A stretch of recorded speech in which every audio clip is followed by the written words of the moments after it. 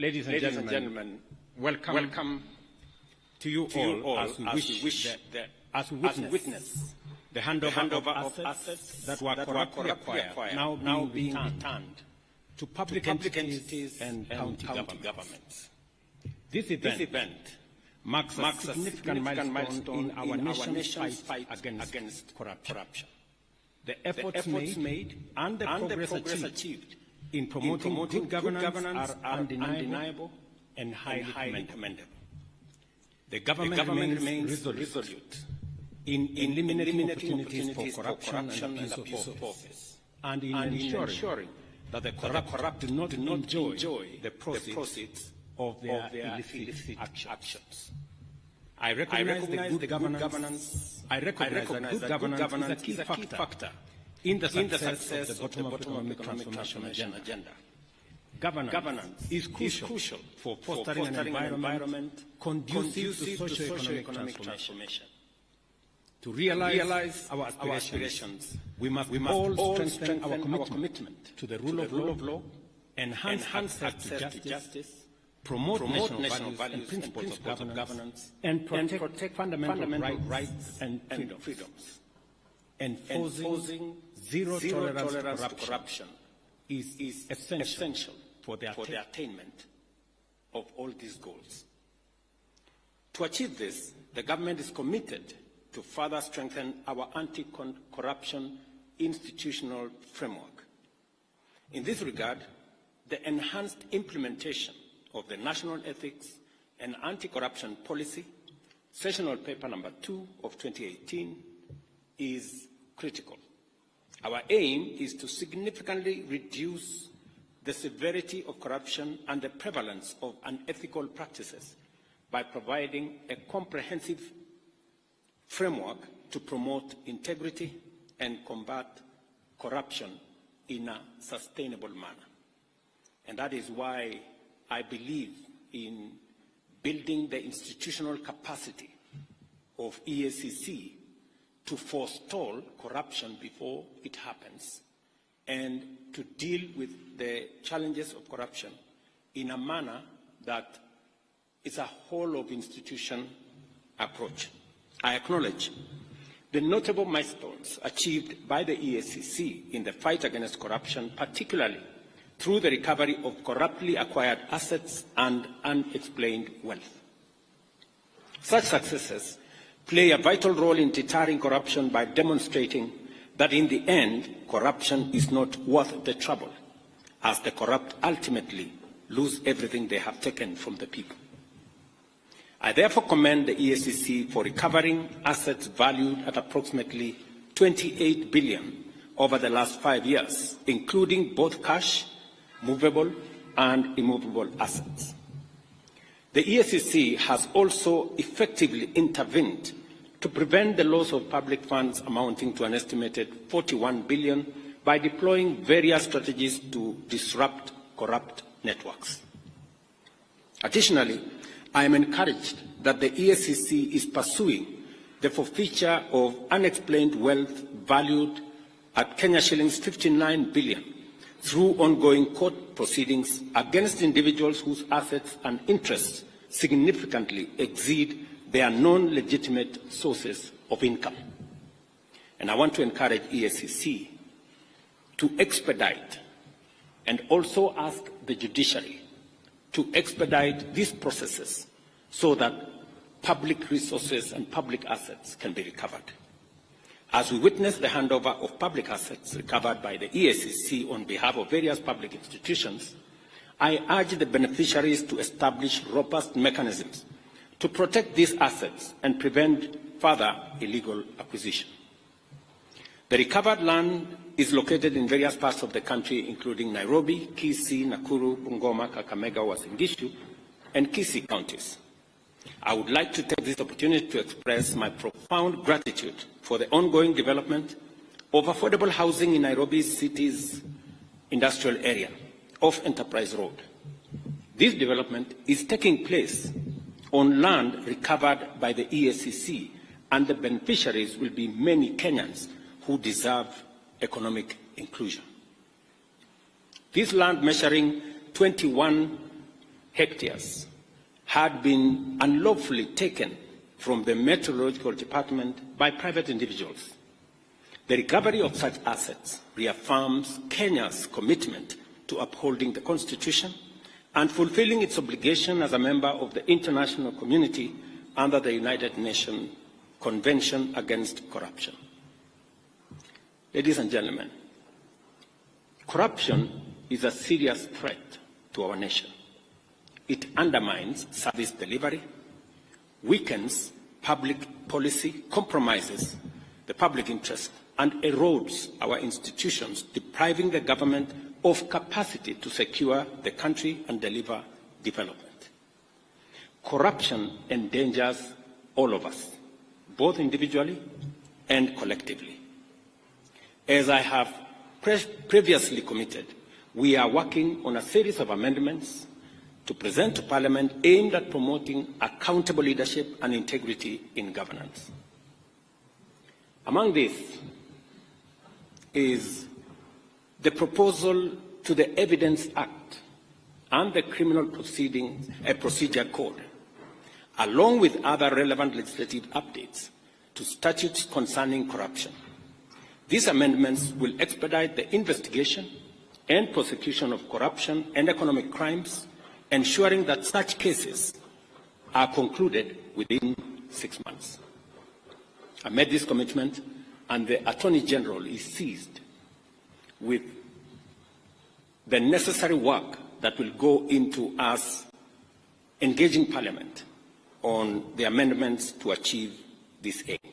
Additionally, we will propose amendments to the Witness Protection Act to revamp the statutory and institutional framework for protecting and incentivizing whistleblowers. These changes will enhance witness protection and make it easier and safer for citizens to report corruption and other criminal activities. We will also be proposing amendments to the Public Finance Management Act and the Public Procurement and Disposal Act. The goal here is to overhaul the institutional and operational framework of public procurement, which is the biggest challenge that we have. In fact, it's correct to say this is where the devil actually lives, which has been identified as a key area of corruption, conflict of interest, and abuse of office in the public sector. These amendments aim to deploy digital infrastructure to create an open, transparent public procurement platform, allowing real-time, end-to-end public visibility of the entire process, from advertisement to contract award.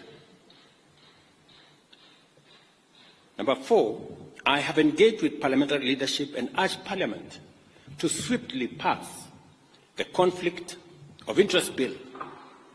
I am told there is a mediation process that is going on in Parliament, but I have told them with clarity that I will veto any bill that does not establish amendments have been introduced to water down what the original bill envisaged. We must do everything within our power to end corruption in every organization, at every level of government, and across all regions of our republic.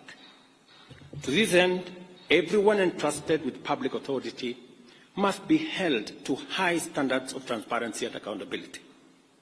Parliament and all stakeholders must work together to strengthen the anti-corruption legal framework, ensuring the swift resolution of corruption cases. We must also foster partnership to raise public awareness of Chapter 6 of the Constitution, integrate anti-corruption education into school curriculum, and support grassroots organizations and citizen action groups in promoting good governance at every level. I commend the Eacc for its dedication in the fight against corruption, and I want to confirm to both the Chair, the Commission, and the CEO that they have my government's full support, and we commend you for what you have achieved. We know there are We know there are challenges, budgetary challenges, but the one item that I insisted that should not face the budget cuts that we were going through is the Eacc, because I know the importance and relevance of what you do in safeguarding public assets and public property. On a positive side, the officers that move from Eacc to join other government agencies is actually a testimony that you have some of the best, and that is why others come for them. Continue to train high-quality staff, even if you lose some of them to other government agencies, because the fight against corruption must not only be limited to Eacc, it must be an exercise of the whole of government, that we manage, deal, and eliminate corruption in its forms, all forms. Let me also assure you that I have heard what the CEO has said passionately about staff at the Eacc and what needs to happen. We will continue to look at the frameworks that exist, the salaries and commission is seized with all these matters, and we must continue to respect the salaries commission, because they help us manage the resources that we have within the exigencies of all the requirements that come from all departments. But taking into account what the CEO has said and what Eacc is doing in protecting public property, I think it is an engagement worth having with the Salaries Commission. So we will look at the opportunities available, and as we turn around our economy, and I'm very happy with the progress that we have made, we should be able to make additional resources available for Eacc to continue the good job that they are doing. I also want to state categorically that the other measures that we have proposed from the Evidence Act to Witness Protection Act to Public Procurement Act, these are time-bound, and I want to ask the Office of the Attorney General to expedite these pieces of legislation so that we can strengthen our legal framework in the fight against corruption and protect public property. I am a great believer in building these institutions and allowing the institutions to execute their mandate.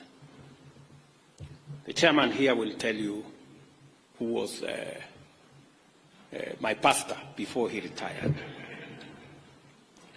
that I have never called him to tell him anything about what he is supposed to do with the corrupt, because I am a great believer that institutions should deal with their issues and manage the mandate that they have and deal with any matter, anybody, every person in the manner in which the law provides. Because at the bottom of the line is that we are a country of the rule of law, and each and every one of us must subject themselves to the rule of law. Otherwise, if we have different rules for different people, we will end up with the animal farm.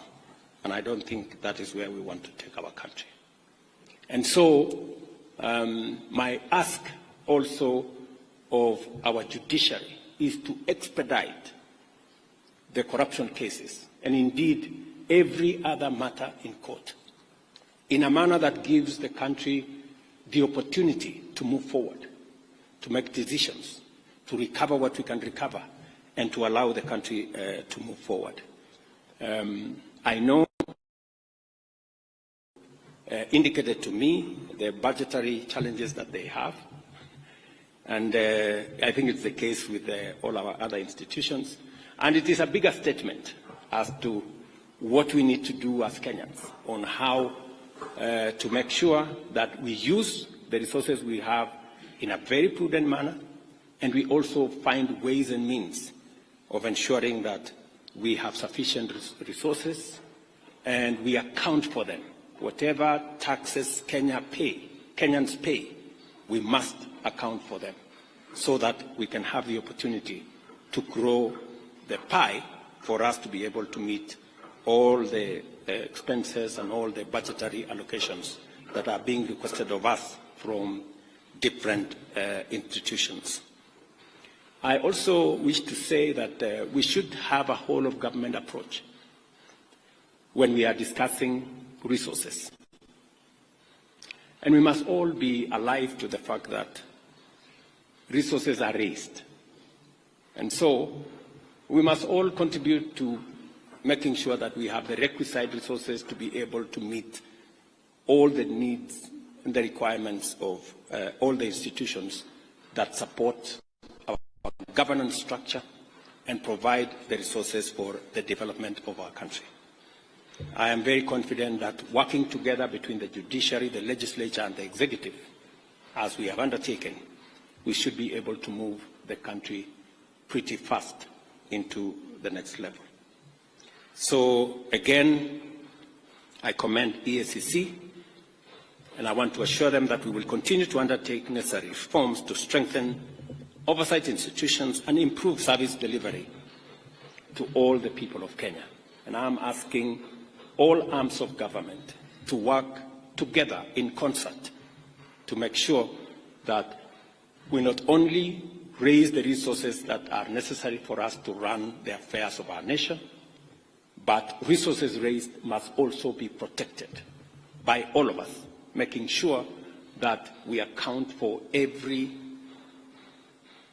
tax that is paid for by the people of Kenya, and those who corruptly acquire them are made to pay, and assets and properties and resources recovered in the manner in which Eacc have done. So thank you very much. My very best wishes. And again to Eacc, congratulations.